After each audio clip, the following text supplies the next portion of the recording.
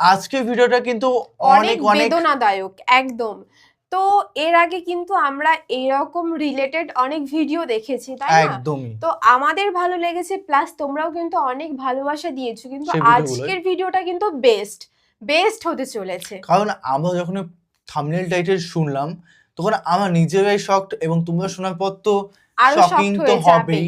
একদম। তো আজকে আছে ইসলাম ইসলাম ধর্ম গ্রহণ করার কাহিনী। করুণ কাহিনী, আচ্ছা মানে যেসে না করুণ কাহিনী। আচ্ছা। 1 মাস 3 দিন ধরে বন্দি করে নির্যাতন। এটা কে করে? মানে 1 মাস 3 দিন ধরে তাকে নির্যাতন বাপরে করেছে। বাপ। মানে কোনো কিছু কাউকে যদি তুমি বাধা দাও সেই জিনিসটা মনে কিন্তু বেশি বেশি করে করে। হ্যাঁ, তো এটা তো ঠিক না, যে যেটাতে হ্যাপি আছে ইটস একদম ওকে, কোনো সমস্যা নেই তো, তাই না?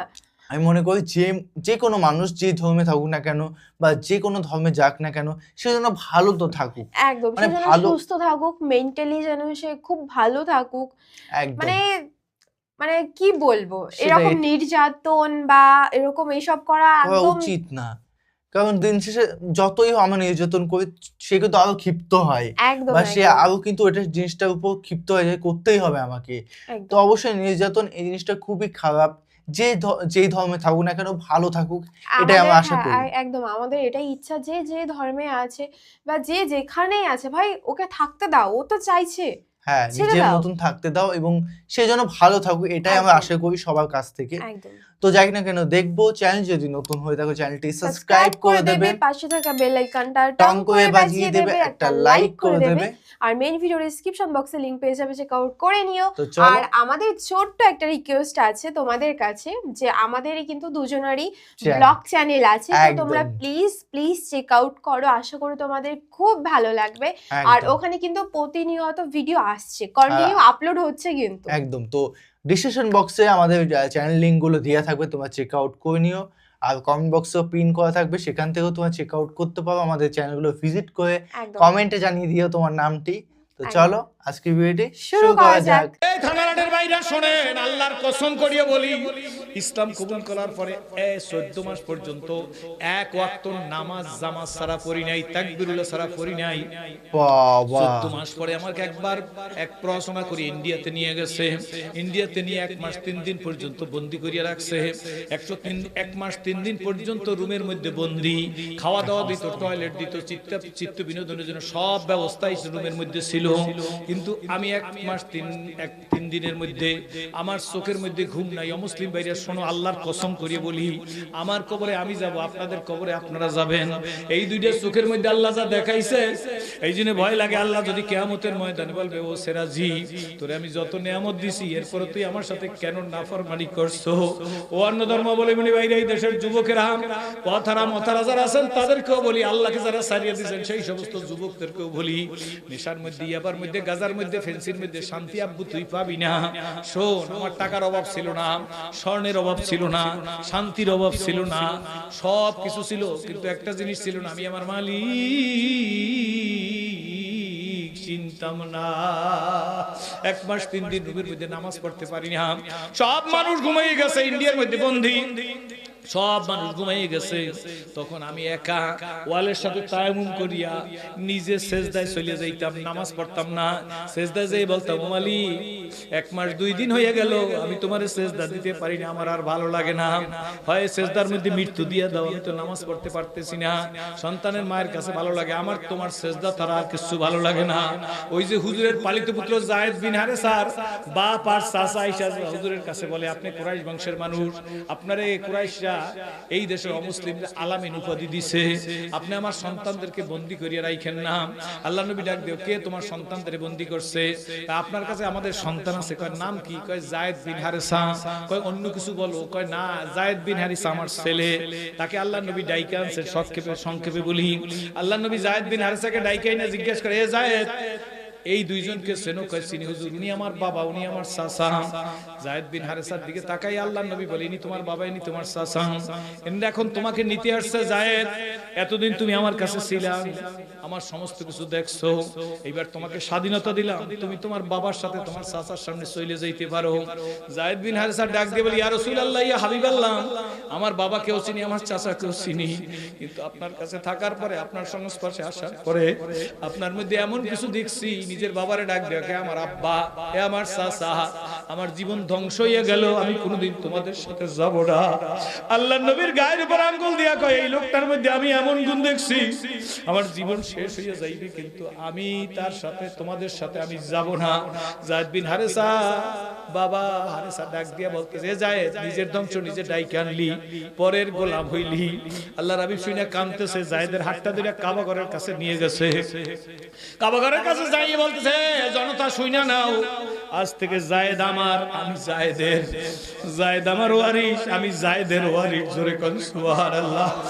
এই যায়েদ বিন হারেসা আল্লাহর নবী ডাক দিয়ে বলছে, যায়েদ আমার ওয়ারিস, আমি যায়েদের ওয়ারিস, যায়েদ আমার, আমি যায়েদের।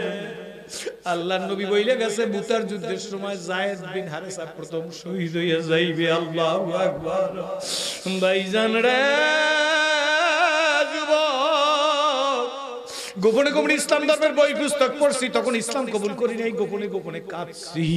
ওই দিন রুমের মধ্যে 1 মাস 2 দিন বন্দি, ইন্ডিয়ার মধ্যে 14 মাস পরের ঘটনা কিন্তু বলতেছি, ছোট্ট করে একটু বলি, নাইলে সবাই বুঝবেন না, মনে করবেন গরুর গোশতের লোভে বুঝি ইসলাম কবুল করছি।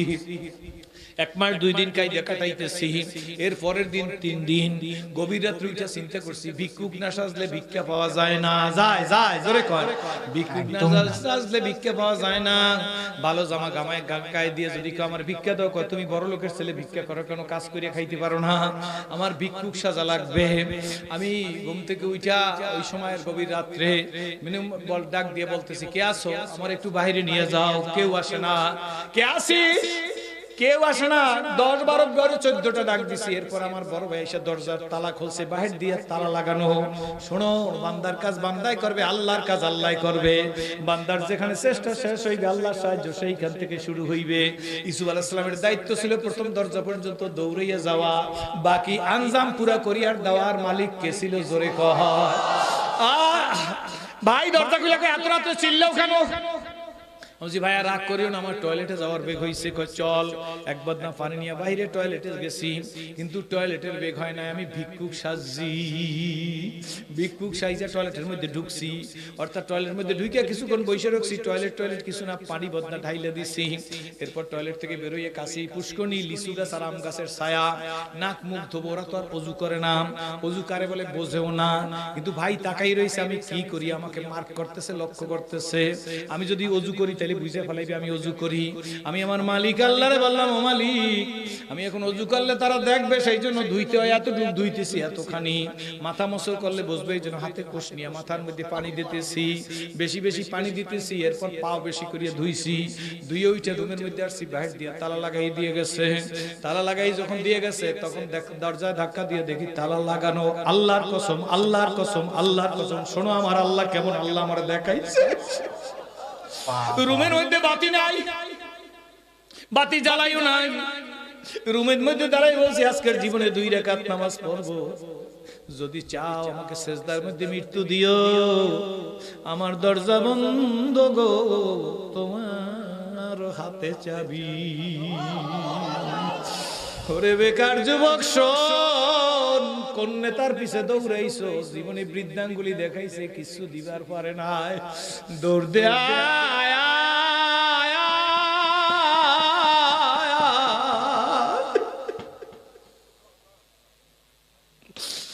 মসজিদে ঢুক, আমার মালিকের সেজদায় গিয়া বল, তুমি আমার,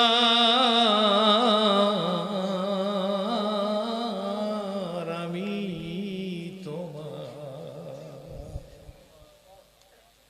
বলবা যুবক, কোন কোন যুবক আমার সামনে দাঁড়াই বলবো, সে রাজি, একটু পরে বলো, এখনই বলার দরকার নাই।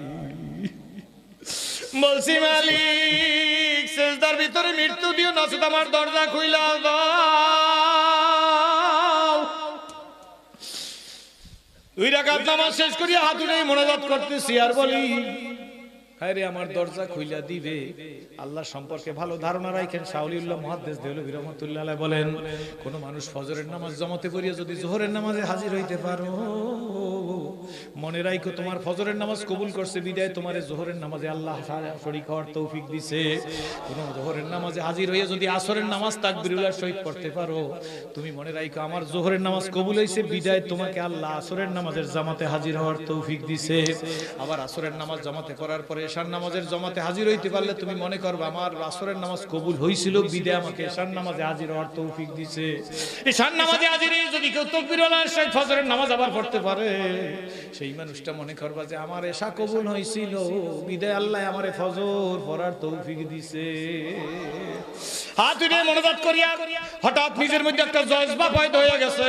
আসে কারা আর জুয়ে দিগারাস বুলবুলারা গপ্পে গুয়ে দিগারাস ই জমিরা আসমানে দিগারাস আর গলেরা রঙ্গ গুয়ে দিগারাস। একজনের ছেলে মারা গেছে হাউমাউ করিয়া কান্দে, আর একজনের ছেলে মারা গেছে সে হাউমাউ করিয়া কাঁদতে পারে না, শুধু মাঝে মাঝে বলে আ চিৎকার মারে, কিন্তু চোখের মধ্যে পারি নাই। কারো দিলে কম ব্যথা না, এ ব্যথা বুঝবে কে? জোরে বলো কে? কে কে কে? যুবক কত নেতার পিছনে ঘুরছো, কিছু দিবার পারে না। আমি সিরাজি বইলে গেলাম, আয় আব্বু মসজিদে ঢোক, সেজদা দে, মালিকের সাথে সম্পর্ক কর, আসমান আলার সাথে সম্পর্ক কর। আসমান আলা বলে সব দরবার সারিয়া আমারই দরজাতে রবি ফরিয়া, তুমি যদি আমার বলো, তুমি যদি আমার আমি তোমার হব, যেই দেশে যেই বেশে থাকো খবর তোমার নেব। ওয়াল্লাযিনা আমানু আশাদ্দু হুব্বাল লিল্লাহ, ঈমানদার লোকেরা আমি আল্লাহরে সব চাইতে বেশি ভালোবাসে।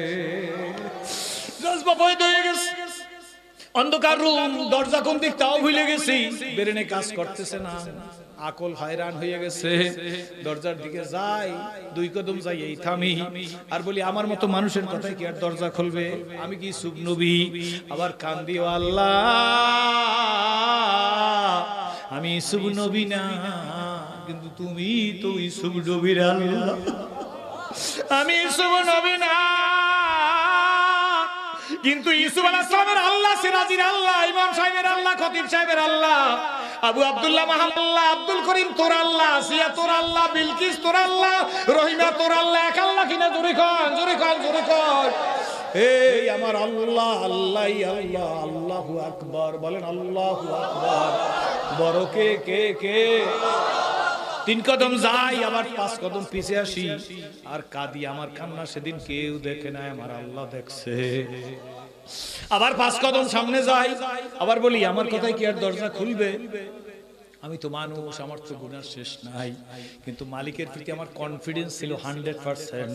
এইভাবে যাই আসি, যাই আসি, হাউমাউ করিয়া কান্না করতেছি। আমার কান্না কেউ দেখে না, একমাত্র আমার মালিক আমার কান্না দেখতেছে। হঠাৎ করিয়া দরজার দিকে একটা জোরে হাঁটা দিছি, কয়েক কদম যাই আবার পিছে আসতেছি। এমন সময় একটা আওয়াজ শুনি, কে জানে আমারে ডাক দিয়ে বলতেছে, আরে দরজায় ধাক্কা দিয়া দেখ, দরজা খুলো।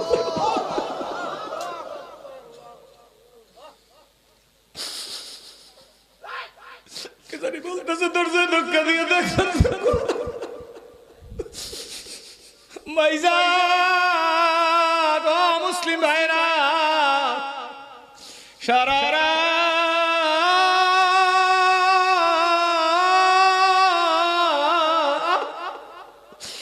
সারা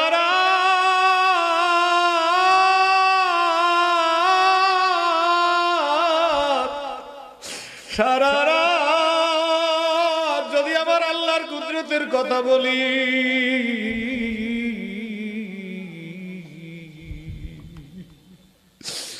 রাত্রটা শেষ হয়ে যাবে, আমার আল্লাহর সাহায্যের কথা বলা শেষ হবে।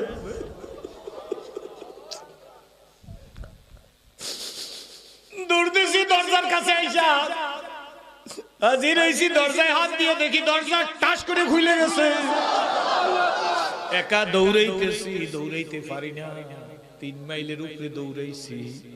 একটা জায়গায় এসে বেহুশ হইয়া পড়িয়ে গেছি। বিভিন্ন চেষ্টা সাধনা করিয়া, আল্লাহু আকবার, বাংলাদেশে আসছি। যার খাতে ইসলাম কবুল করছি উনি শামসুল হক ফরিদপুরি রহমতুল্লাহ আলাইহির ছাত্র এবং খলিফা।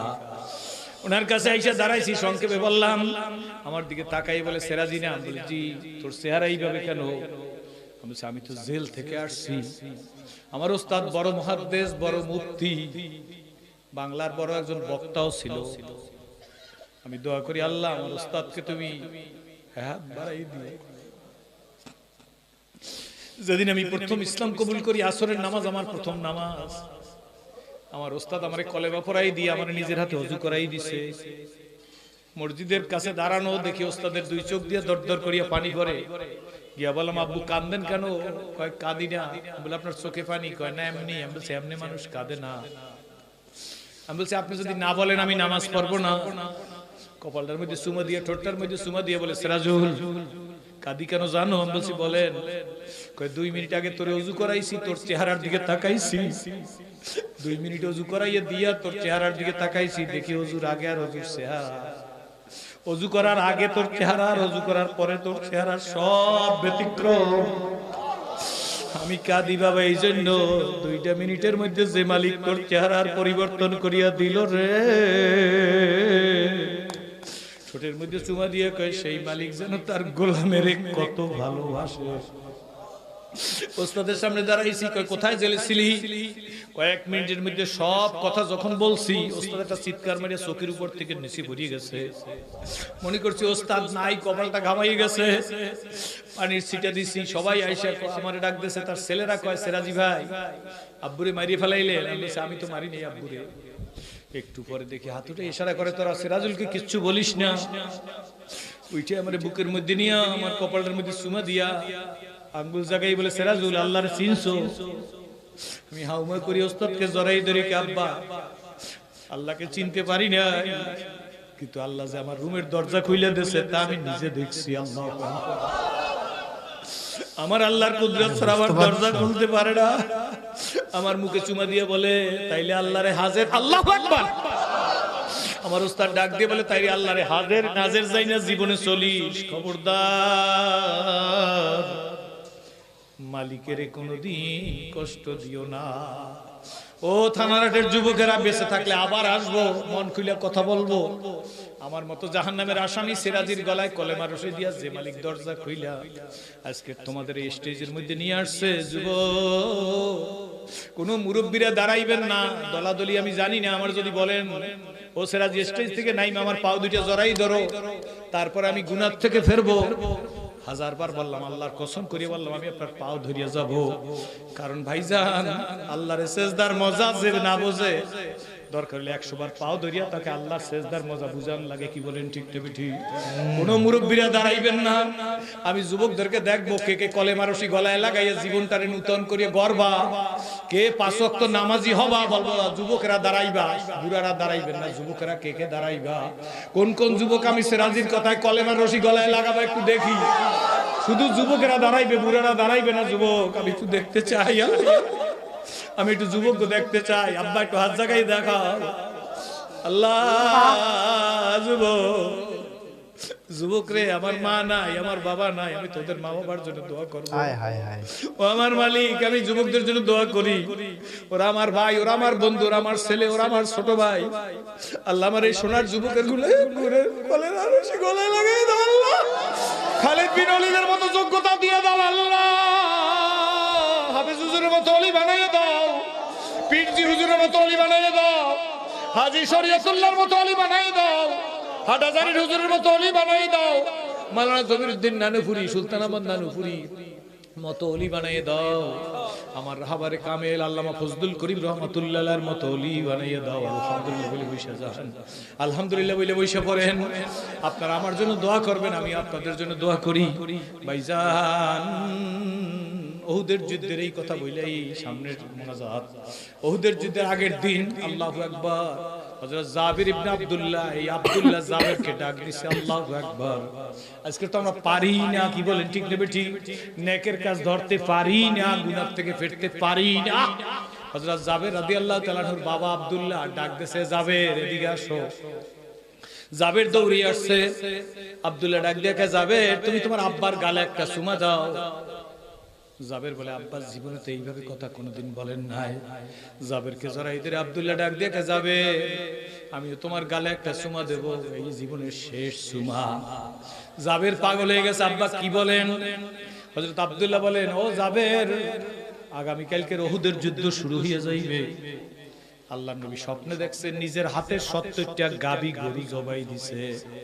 আল্লাহর নবী আমাদের সামনে তাবির করছে 70টা গাবি গরু জবাই করার অর্থ হইল উহুদের যুদ্ধে 70 জন সাহাবী শহীদ হয়ে যাইবে। জাবের আল্লাহর নবীর স্বপ্ন ওহী, আল্লাহর নবীর স্বপ্ন ওহী। সুতরাং আগামী কালকে উহুদের যুদ্ধে যারা শহীদ হইবে আমি তাদের মধ্যে প্রথম ব্যক্তি হব, এই আমার ধারণা। শোনো জাবের, জীবনে হয়তো দুনিয়ায় আর কোনোদিন তোমার সাথে সাক্ষাৎ হবে না। জাবের, তোমরা আমার সন্তান অনেক বেশি, তোমাদের লালন পালন করতে যাইয়া আমি অনেক টাকা পয়সা ঋণ হয়ে গেছি। জাবের গো, তোমরা আমার পক্ষ থেকে পারলে আমার ঋণের বোঝাটা হালকা করিয়ে দিও, তোমরা আমার টাকাটা পরিশোধ করে দিও। আর যদি না পারো জাবের, তাহলে রহমতের রাসূলকে বইল, কোনো না কোনো উপায় নবী আমার জিম্মাদারি খালাস করিয়া দিবে।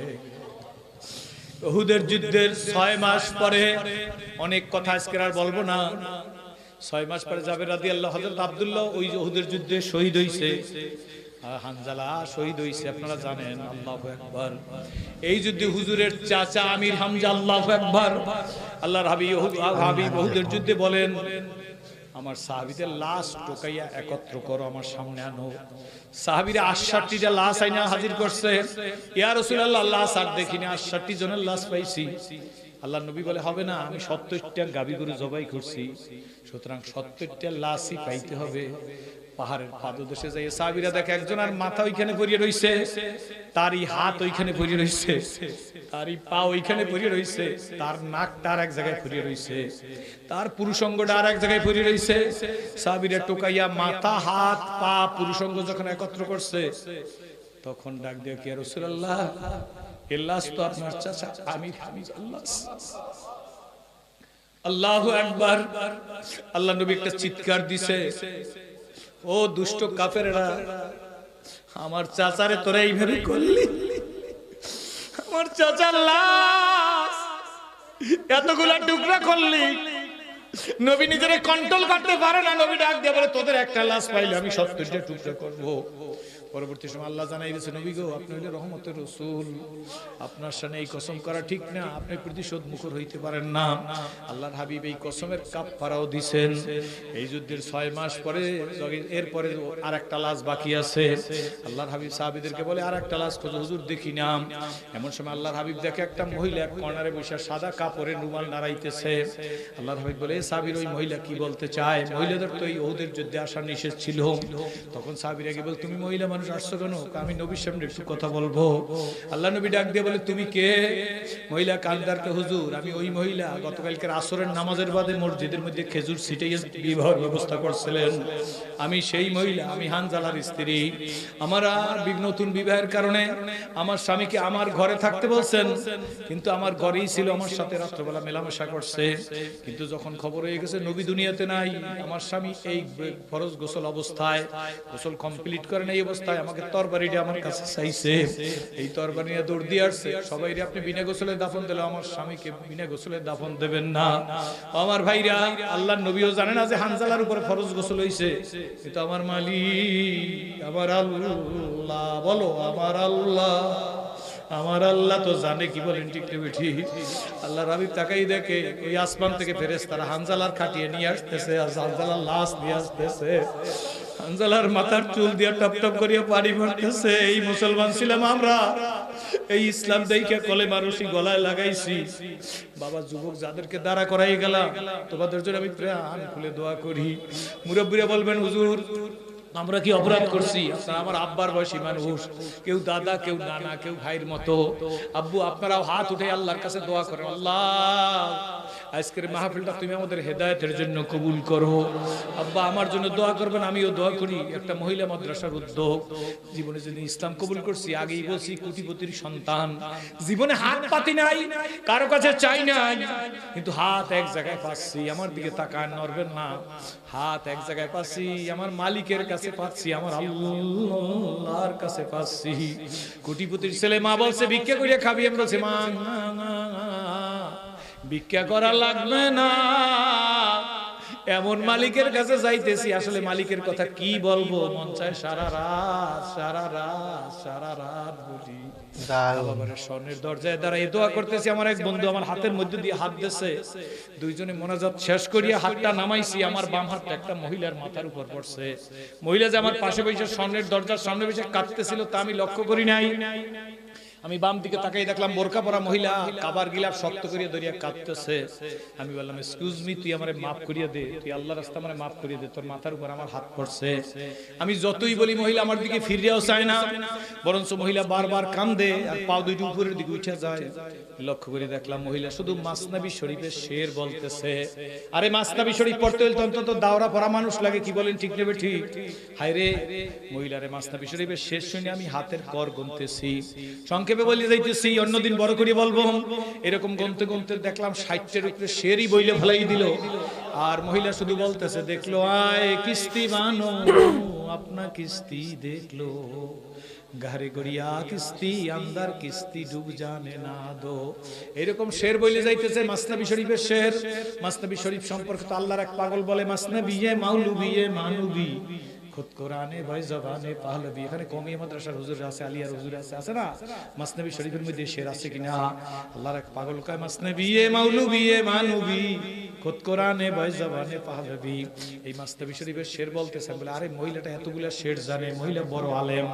আমার বন্ধুরে ডাক দিয়ে বললাম, মহিলা কি বলে আরেকটু শুনে নি। অন্যদিকে তাকাই মহিলার কথাগুলো শুনতেছি, নিজে নিজে ধারণা করলাম মহিলা নিশ্চয়ই বড় আলেম হইবে। এই কথা বললে শেষ করতে পারিনি, এর মধ্যে দেখি মহিলার কপালটা দিয়া কাবাগারে ঠাস করে একটা বাড়ি দিয়েছে। শেরের জজবাই কাবাগরে বাড়ি দেওয়ার সঙ্গে সঙ্গে দেখি কপালটা ফাইটে রক্ত পড়তেছে। মারমার করে পুলিশ এসে গেছে।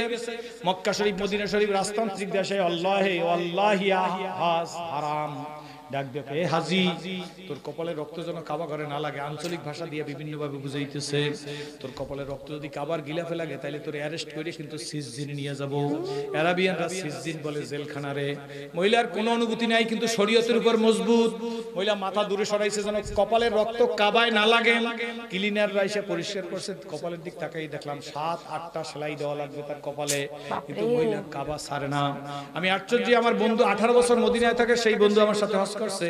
আমি বন্ধুরে বললাম, বন্ধু এই মহিলা কি বইলা কাবা ঘরে বাড়ি দিয়ে দিল, এই ছন্দটা আমি বুঝি নাই, এই শেডটা আমি বুঝি নাই। বন্ধু কয় ভাইজান বোঝেন না, আমি বলতেছি মহিলা ওই আমার বন্ধু কাবা ঘর ছাড়িয়ে দিয়াম, আমার গলা জড়াই ধরে আমার মাথা দিয়ে আমার বুকটার উপরে টাকাইতেছে আর কাঁপতেছে। আমি তোমার কাছে শেরের অর্থ জানতেছি, উল্টে তুমি আমার বুকে মাথা দিয়ে বাড়ি দিতেছো আর কাঁপতেছো, ব্যাপার কি? তখন বন্ধু মাথা নাড়া আর কয় ভাইজান এমন শের মহিলা বলতেছে, আপনি কি বুঝেন না? আমি বলছি কসম আমি বুঝি নাই। তখন আমার বন্ধু আমার ডাক দিয়ে বলতেছে, ভাইজান এই মহিলা বলতেছে ও রব্বি কাবা, ডাক দিয়ে বলতেছে মহিলা এই শেরের মধ্যে, ও কাবার মালিক, কাবার গিলাফেরা বলে রে, ও কাবার মালিক ঘর তো তোমার পাইছি রে,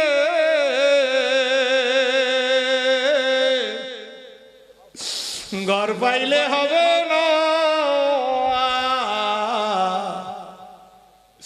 ঘরের মালিক সারা বাড়ি যাব না। ওই দেশের মা বড়রা হাতি ভাইদের বলি খাস পর্দা কায়েম করো, মালিকের চেনো, মালিকের রশি গলায় লাগাও, আল্লাহর চেনো মা। মহিলাটা ডাক দিয়া ও কাবার মালিক,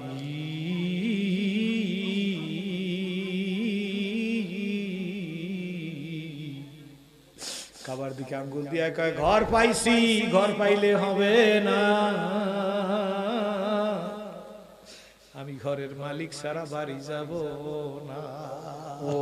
থানার হাটের মাহফিলের ভাইরা হাত জায়গায় গাওয়া বলতে কি পারি, মালিকের রশি গলায় না দিয়া কবরে যাব না। আল্লাহরে রাজি না করিয়া কবরে যাব না। আল্লাহ আল্লাহ তুমি আমাদের কবুল করো না, জোরে করো আল্লাহ। সো গাইস, দেখলাম এত সুন্দরভাবে উনি এক্সপ্লেন করলেন ওনার লাইফ নিয়ে, সত্যি অসাধারণ একদম। একটা ভিডিও দেখলাম, মন ছুঁয়ে যায় একটি গল্প, এবং গল্পের মধ্যে এত সুন্দর করে তার জীবনের যে উদ্দেশ্য হ্যাঁ। বা জীবনের সঙ্গে যা ঘটে গেছে আমাদের দেখালো। সেগুলো আমাদের সামনে তুলে ধরেছে কাহিনী হিসাবে, খুবই ভালো লেগেছে। একদম, তোমাদের হয়তো অনেকটাই বেশি ভালো লেগেছে, কারণ ইনার ফার্স্ট টাইম নব মুসলিম হয়েছেন, ফার্স্ট টাইম ওনার এক্সপিরিয়েন্সে খুবই ভালো লাগে, হ্যাঁ। এবং জীবন সম্পর্কে এমন এমন কথা বললেন, আমি জাস্ট শকিং ছাড়া কিচ্ছু নেই, কারণ এমন তিনি সংঘর্ষ করেছেন তার লাইফের সঙ্গে বা ঈশ্বরের জন্য, তো এমন করেছে যেগুলো জাস্ট অবাক ছাড়া কিচ্ছু না, কারণ একদম। এরকম মানুষ কিন্তু স্যাক্রিফাইস, মানে প্রত্যেকটা মানুষের থেকেও বেশি স্যাক্রিফাইস, কারণ মানে একটা ধর্মের সত্যি থেকে অসম্ভব জোর লাগে বুকে, একদম তবেই পারে। অবশ্যই মনে প্রচুর জোর একদম। দরকার, এবং মানুষের কি বলবো, মানে এটার কোনো এক্সপ্লেন নেই। হুম। তো যাই হোক না কেন, তোমাদের কেমন লাগলো আজকের ভিডিওটি অবশ্যই কমেন্টে কমেন্ট কমেন্ট করে করে জানাও, জানাবে, একদম। আর কি ধরনের ভিডিও রিয়াকশন চাই সেটাও, প্লিজ কমেন্ট করে জানাবে। আর আমাদের ব্লগ চ্যানেলগুলো সাবস্ক্রাইব করে নিও, ডিসক্রিপশন বক্সে ফার্স্ট লিংকে দুজনেরই চ্যানেল পেয়ে যাবে আই থিঙ্ক। তো চলো, bye bye, take take care. Care.